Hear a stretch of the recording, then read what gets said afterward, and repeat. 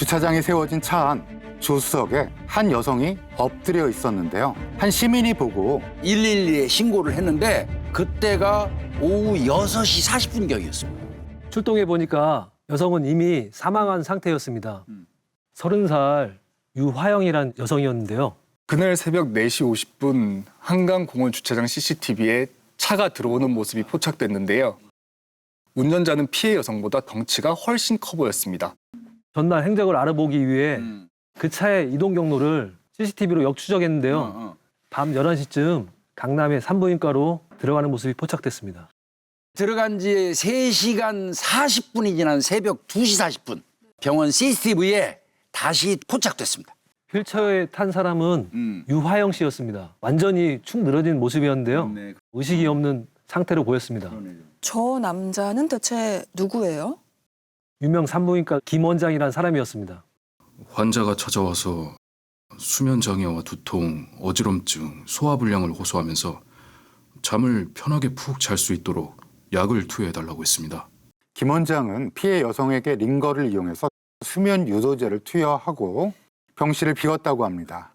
그런데 2시간 뒤에 가보니까 환자 상태가 이상했다고 합니다. 심폐소생술을 시도했지만 안타깝게 의식을 되찾지 못하고 결국 사망했습니다. 근데 왜 이 시신이 병원이 아니라 공원에서 발견된 걸까요? 당직을 선다던 남편이 갑자기 집에 돌아와서 진료 중에 환자가 사망을 했는데 그 시신이 지금 내 차 안에 있다. 그렇게 시신이 실린 차를 몰고 집까지 간 거죠. 아내가 SUV를 운전해서 따라가 보니까 김 원장은 병원으로 향했습니다. 병원에 도착해서 아내 차는 병원 앞에 정차를 했고요. 김 원장의 차는 주차장으로 들어갔는데요. 잠시 뒤에 낯선 차를 타고 나왔습니다. 김 원장은 아내에게 계속 따라오라고 한 뒤 유아영 씨 차로 한강공원에 도착했습니다. 그리고 아내에게는 근처에서 기다리라고 하고 본인만 차를 몰아 한강공원 주차장으로 들어갔습니다. 그리고 잠시 후에 혼자 나와서 아내의 차에 올라탔습니다. 두 사람이 주고받은 문자 메시지를 확보했는데요. 병원 도착하기 2시간 전 대화 내용입니다. 언제 우유 주사 맞을까요? 오늘요. 우유 주사 이게 프로포폴 말하는 거죠? 유아영 씨가 김 원장한테 수술을 받았는데 아주 결과가 좋았던 것 같습니다. 그러던 중 유화영 씨가 김 원장에게 한 가지 부탁을 합니다. 프로포폴을 놔달라는 거였습니다. 유화영이 프로포폴을 놔달라고 계속 졸랐습니다. 그런다고 도와줘? 거절하면 계속 따라다니겠다고 했어요. 여자가 따라다닌다고 이게 협박이 되나요? 아니 말도 안 되는 소리예요. 부검 결과가 도착했는데요. 숨진 피해 여성의 몸에서 나온 게 있었습니다. 김 원장의 정액이 검출됐습니다. 김 원장은 당직 근무 중인 간호사에게 자기 몸이 안 좋다면서 미다졸람 5mg을 달라고 한 거죠. 사건 당일에 프로포폴 대신 투여한 것으로 확인이 됩니다. 미다졸람을 투여하고 잠시 후에 유화영이 깨서 성관계를 하자고 했습니다. 이게 무슨 소리래? 김 원장은 이런 경우가 처음이 아니라고 했어요. 평소처럼 관계를 가진 뒤에 두 사람 모두 잠이 들었는데 일어나 보니까 유화영 씨가 숨져 있었다는 것이었습니다.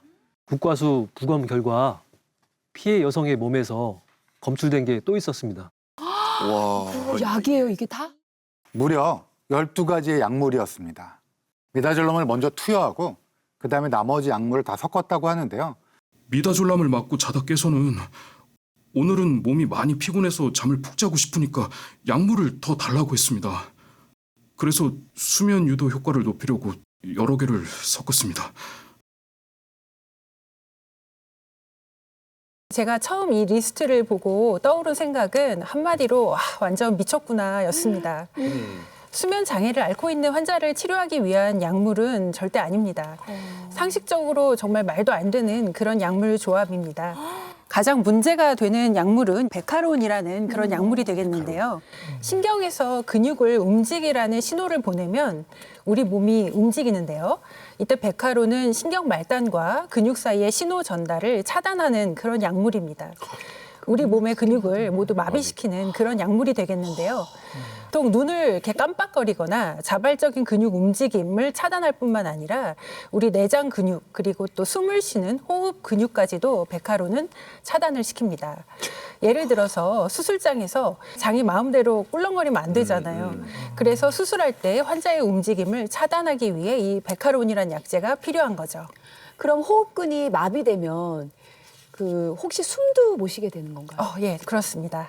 네. 그래서 베카론을 사용할 때는 인공호흡기가 무조건 갖춰져 있는 곳에서 사용해야 합니다. 따라서 장비가 갖춰진 수술장이나 중환자실 같은 곳에서 주로 사용해야 하는 약제입니다. 그런데 사건이 발생한 609 입원실에는 그런 장비들이 전혀 없었습니다. 그러니까 그곳에서 베카론을 쓴다는 거는 정말 말도 안 되는 일입니다. 베카론 하나만으로도 사망에 이를 수 있는 굉장히 위험한 그런 일이 발생할 수 있습니다. 그럼 좀 조심스럽긴 하지만 푹 자게 하려고 한 게 아니라 영원히 깨어나지 못하게 하려고 이런 거 아닐까요? 링거를 통해서 한 방울씩 떨어뜨리는 투약 방식을 사용하면 부작용이 없을 거라고 판단했습니다. 의사인데 이거를 한 방울씩 떨어뜨리면 아무래도 약물의 효과가 천천히 나타나긴 하겠죠. 그렇지만 이렇게 천천히 나타나게 되면은 약물의 농도도 이제 서서히 올라가게 됩니다. 결국 숨을 못 쉬게 되고요. 사망에 이를 수 있는 거는 마찬가지입니다. 심지어 정맥으로 투여하면 안 되는 약물도 있습니다. 산부인과에서 아기를 출산하거나 시술을 할 때 척추 마취를 하잖아요. 하죠. 그때 사용하는 국소 마취제인데요. 여기서 나로핀이라는 약제가 있습니다. 이 약제 나로핀은요 혈관으로 주입하면 안 됩니다. 국소 마취제고요. 이 나로핀을 혈관으로 주입하게 되면 부정맥, 저혈압, 심정지 그리고 경련, 발작까지도 일으킬 수 있습니다. 그래서 사망을 할 수 있어요. 이 약제를 정맥, 즉 링거를 통해서 정맥으로 주입하게 되면은 절대 안 됩니다. 교수님 얘기 딱 들었을 때 그 제왕절개 수술이나 이럴 때 이제 쓸 수 있는 약물인 것 같기도 해요. 저도 얼핏 들어본 것도 네, 있는 것 맞아요. 같고. 네.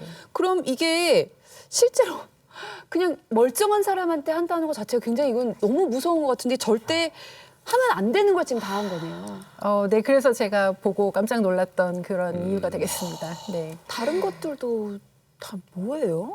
네, 뭐 대부분 영양제들도 있기는 한데요. 또 네. 좀 한 가지 제가 눈에 띄게 봤던 것 중에 하나는 리도카인이라는 약제인데요. 네. 흔하게 쓰는 국소 마취제 약제입니다. 피부 국소 마취 용도로 많이 사용하는데요. 이 리도카인은 정맥으로 좀 드물긴 합니다만 주입할 수는 있습니다. 그렇지만 여기서는 용량이 좀 문제가 되고 있어요. 이렇게 많은 양을 정맥으로 투여를 하면은요, 나로핀하고 마찬가지로 심정지 그리고 경련, 발작을 일으킬 수 있습니다. 사망까지도 갈 수 있습니다.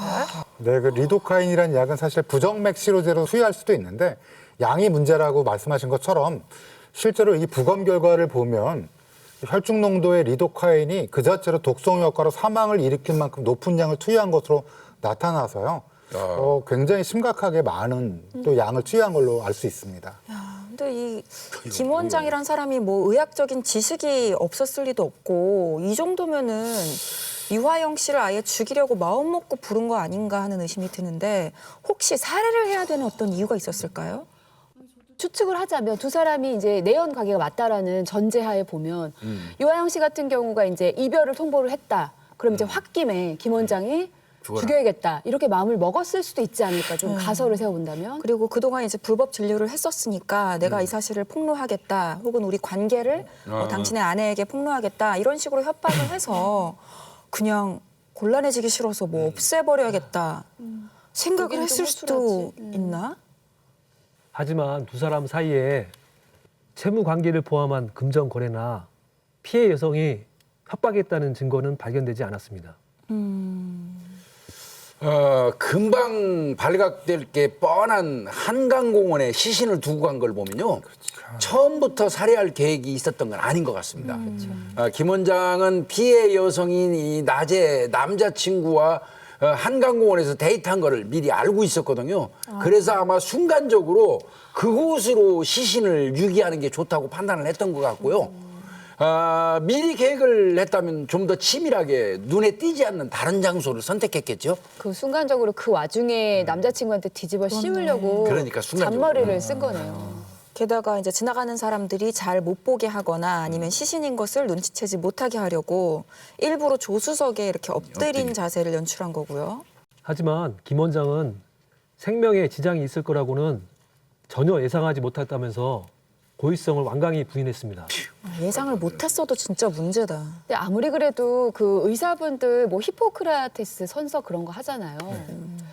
아무리 그래도 의사인데 이거 사람을 죽게 할 수 있는 이 위험한 약물이라는 걸 본인이 절대 모를 리가 없을 텐데 저는 그게 궁금합니다. 이걸 모르는 의사가 그동안 환자들을 치료했다는 거잖아요. 예, 제 생각에 이게 전신 마취를 해서 수술이나 시술 등의 치료를 하는 큰 병원에 근무하고 있었잖아요. 그래서 큰 병원이었기 때문에 이런 약물들을 모두 구비하고 있었을 텐데요. 그 병원이요. 그러니까 김 원장도 마취를 할 때 어떤 약물들을 사용하는지 또 어느 정도 이름을 알고 있었을 것 같아요. 그런데 이제 정확히 그 약들이 각각 어떤 역할을 하고 어떻게 사용을 해야 되고 또 어떤 부작용을 나타내는지 아마 잘 모를 수 있지 않았을까 그런 가능성을 정말 조심스럽게 좀 추측을 해보고 있습니다. 야, 10년차 산부인과 의사가 이런 약물이 위험하다는 걸 전혀 몰랐을 리는 없을 거라고 보이고요. 다만 이런 걸 다 섞었을 때 제 개인적 생각에는 사망할 거라고 생각은 못했던 것 같다고 봅니다. 그러니까 아마 자기의 전문 분야만 오랫동안 하다 보니까 잘 몰랐을 것 같기도 하고요. 또 사실은 이 조합으로 우리 저기 문 교수님 놀랐던 것처럼 저도 이거 처음 해봤을 때 이렇게 섞는 사람이 어딨나라는 생각을 했거든요. 그러니까 아마 아무도 해본 적이 없는 조합이니까 하려고 시도도 안 하는 조합인데요. 12가지 해서도 안 되는 해서도 안 되는 엄청난 조합인 것 조합이었어요. 같네요. 저 약 고르는데도 시간 오래 걸리겠어요. 그러니까요. 네. 근데 마취 차트 안엔 다 들어가 있는 목록들이기는 합니다. 와, 네. 각자가 거의 필요한 다 곳에 거네. 쓰이면 굉장히 너무 중요한 약물일 것 같긴 해요. 여기서 백화로는 신경근 차단제의 한 종류인데요. 과거에 이런 약을 근이완제라는 용어로 좀 혼용해서 부르기도 했습니다. 하지만 근이완제는요, 우리가 허리 통증이나 좀 목을 삐끗했을 때 또는 운동을 좀 과하게 하고 나서요, 근육이 뭉쳤을 때 근육을 정말 이완시키기 위해서 먹는 그런 경구 약물을 일컫는 게 좀 더 올바른 표현이게 되겠는데요. 신경근 차단제를 주입하면은 우리 몸이 이제 확 완전히 이완이 되죠. 완전히 마비되듯이 풀려버리잖아요. 그래서 수술장에서 근이완제로 부르던 때가 있었던 거죠. 그래서 김 원장은 일반적인 경구 근이완제와 신경근 차단제를 구분하지 못했을 가능성, 그거를 조심스럽게 좀 추측을 해보고 있습니다.